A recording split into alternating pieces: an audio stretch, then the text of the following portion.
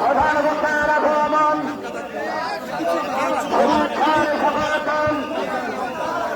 প্রধান বক্তার আগমন জাতীয় পাড়ার পক্ষ থেকে,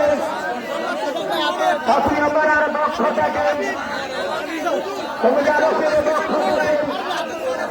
প্রধান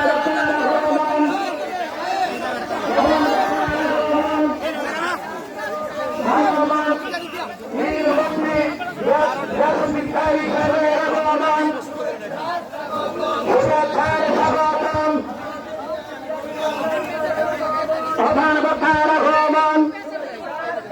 প্রধান বক্তার আগমন। আলহামদুলিল্লাহ, সম্মানিত আশিখানি মুস্তফা, সম্মানিত সম্মানিত আমরা তার জন্য করেছি